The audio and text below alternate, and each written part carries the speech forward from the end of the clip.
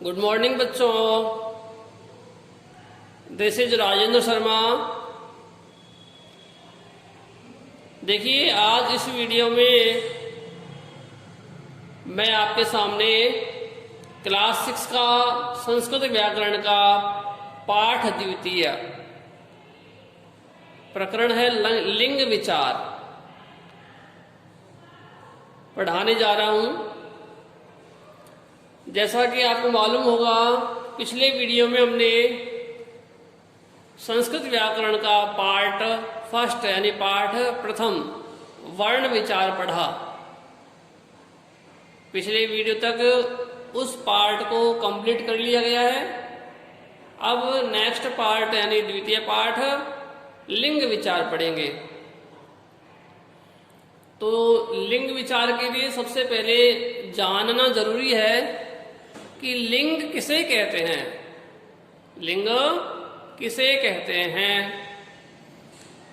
तो देखिए, वे शब्द या ऐसे शब्द जिनसे पुरुष अथवा स्त्री जाति का बोध होता हो उन्हें लिंग कहते हैं। अर्थात या तो पुरुष जाति का बोध कराएं या स्त्री जाति का बोध कराएं, उन्हें हम लिंग कहेंगे। हमारी संस्कृत व्याकरण में लिंग 3 प्रकार के माने गए हैं। पहला पुल्लिंग, दूसरा स्त्रीलिंग और तीसरा नपुंसक लिंग। देखिए बेटा, पुल्लिंग क्या होते हैं? जो पुरुष जाति का बोध कराते हों। स्त्रीलिंग क्या होते हैं? जो स्त्री जाति का बोध कराते हों। ये तो आपने हिंदी में पढ़ा होगा। अब देखिए नपुंसक लिंग, ऐसे शब्द जो किसी निर्जीव वस्तु का बोध कराते हैं उन्हें हम नपुंसक लिंग कहते हैं। अब यहाँ इसकी डेफिनेशन पढ़ेंगे वापस। पुल्लिंग की डेफिनेशन होगी ऐसे शब्द जो पुरुष जाति का बोध कराते हैं वे पुल्लिंग शब्द कहलाते हैं। अब इनको भी हमने 2 पार्ट में बांटा है, 2 प्रकार किए हैं इसके। ये 2 प्रकार है, अजंत पुल्लिंग शब्द और हलंत पुल्लिंग शब्द। ये 2 प्रकार के पुल्लिंग शब्द कहे गए हैं। अजंत पुल्लिंग शब्द क्या होते हैं? देखिए, इसका संधि विच्छेद करने पर मालूम चलेगा कि अच प्लस अंत, अच प्लस अंत, जिसके अंत में अच यानी स्वर वर्ण आए, वह क्या कहलाएगा? अजंत पुल्लिंग शब्द। आगे समझाऊंगा मैं इसको। दूसरा हलंत। हलंत किसे कहेंगे? हल प्लस अंत, यानी जिसके अंत में हल वर्ण आए, मतलब व्यंजन वर्ण आए, उन्हें हम हलंत पुल्लिंग शब्द कहेंगे। पुल्लिंग का बोध कराते हो और व्यंजन वर्ण हो अंत में, तो उन्हें हम हलंत पुल्लिंग शब्द कहेंगे।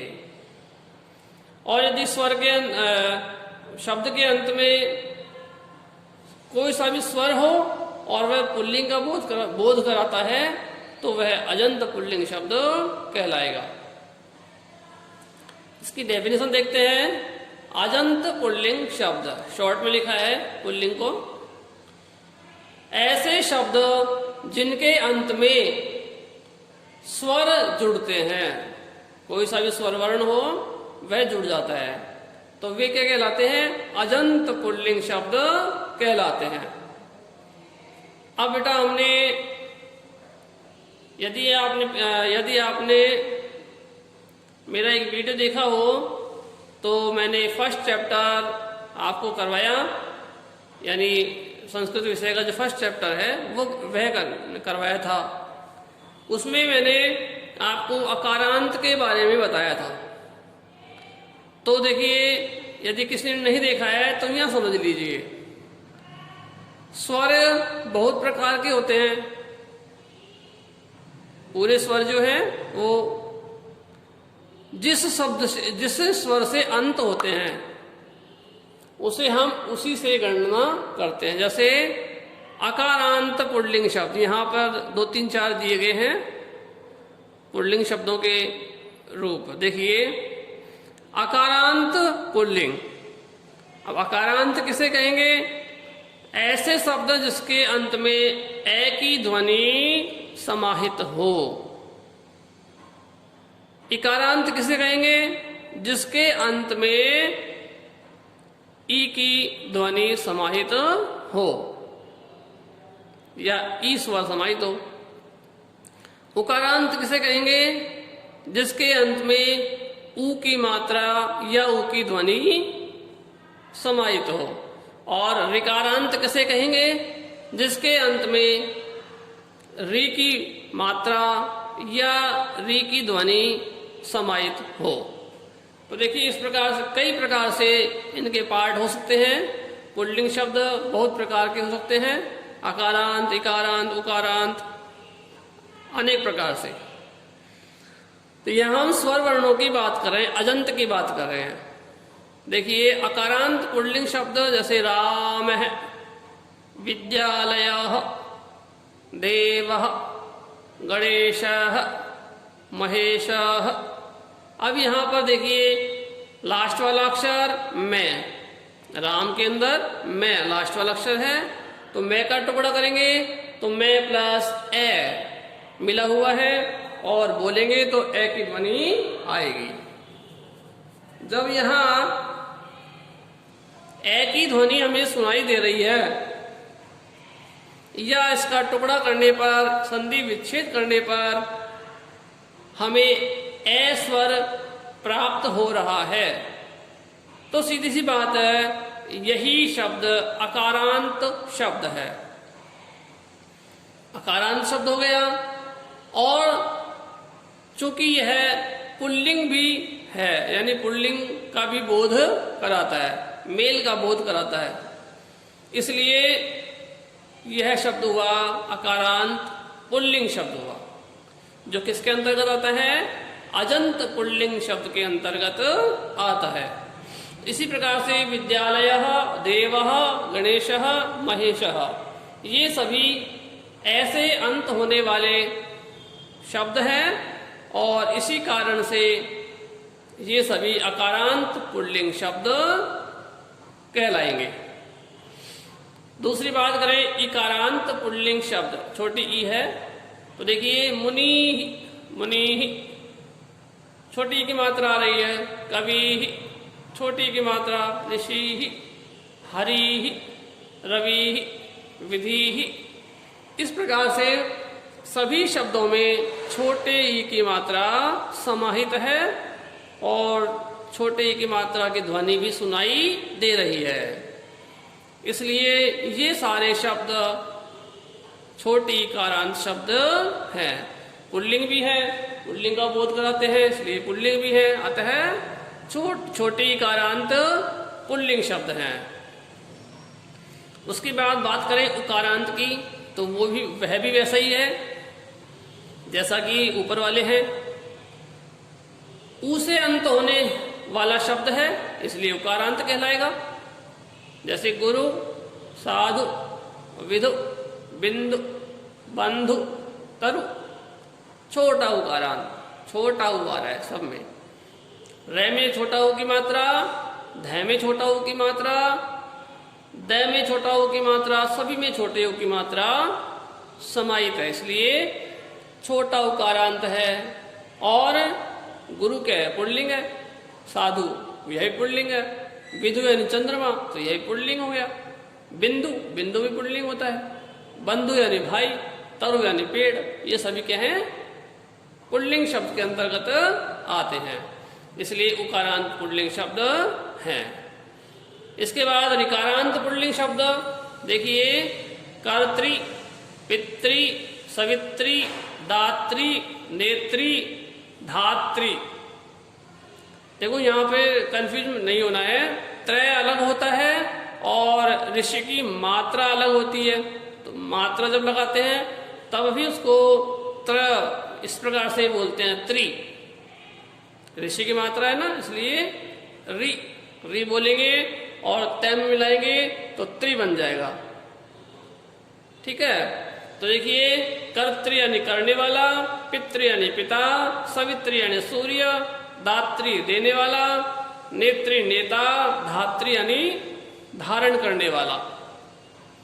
तो ये सभी शब्द भी पुल्लिंग शब्द हैं और ऋषि की मात्रा इनमें समाहित है, अतः इन्हें हम ऋकारांत पुल्लिंग शब्द कहेंगे।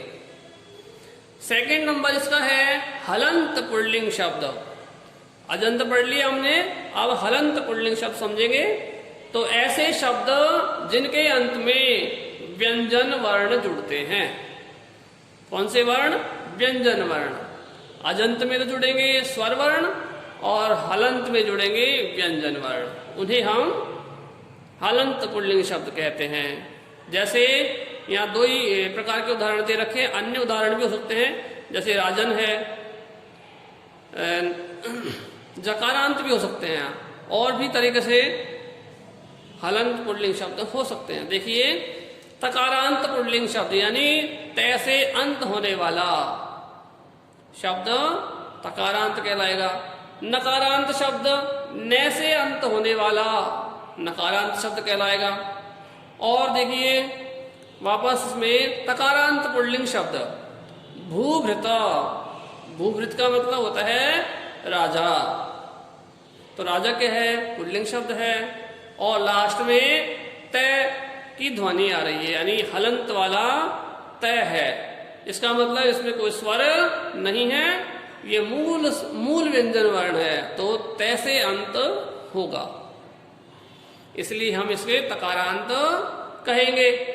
धीमत, धीमत यानी बुद्धिमान। बुद्धिमान भी शब्द क्या है? पुल्लिंग शब्द है और लास्ट में तय से अंत हो रहा है। भवत, भवत यानी आप। आप भी क्या है? पुरुष को संबोधित करता है, इंडिकेट करता है, अतः यह भी क्या है? पुल्लिंग शब्द। और तीनों शब्द तय से अंत हो रहे हैं, अतः ये तकारांत पुल्लिंग शब्द कहलाएंगे। इसके बाद नकारांत पुल्लिंग शब्द है, तो इसमें भी इसी प्रकार से छांटेंगे इसको भी। देखिए, राजन, ने में हलंत है, इसका मतलब आधा ने है, और आधा ने वैसा का वैसा लिखा जाएगा, नकारांत कहलाएगा। राजन यानी राजा, यह पुल्लिंग शब्द भी है। आत्मन यानी आत्मा। आत्मा को भी पुल्लिंग शब्द माना गया है। और महिमन, महिमन मीन्स महिमा। महिमा को भी पुल्लिंग शब्द माना गया है, अतः तीनों में लास्ट में न है हलंत वाला, तो न से अंत हो रहे हैं, और तीनों ही पुल्लिंग शब्द को इंडिकेट करते हैं, अतः ये तीनों शब्द पुल्लिंग शब्द हैं। तो तकारांत नकारांत हो गए। अब इसके अलावा जकारांत भी हो सकते हैं, लेकिन मैंने यहां पर इतना ही लिखा है। समझ, जब आप हमको समझ में आ जाएगा तब हम आगे चलेंगे। तो ठीक है बच्चों, इस वीडियो में मैं इतना ही आपको प्रोवाइड करवा रहा हूं। अगली वीडियो में इसी प्रकरण का दूसरा पार्ट यानी स्त्रीलिंग का हम बोध करेंगे, उसको हम जानेंगे। 3 पार्ट में से फर्स्ट पार्ट हो गया, सेकंड और थर्ड नेक्स्ट वीडियो में पढ़ेंगे। Thank you all of you.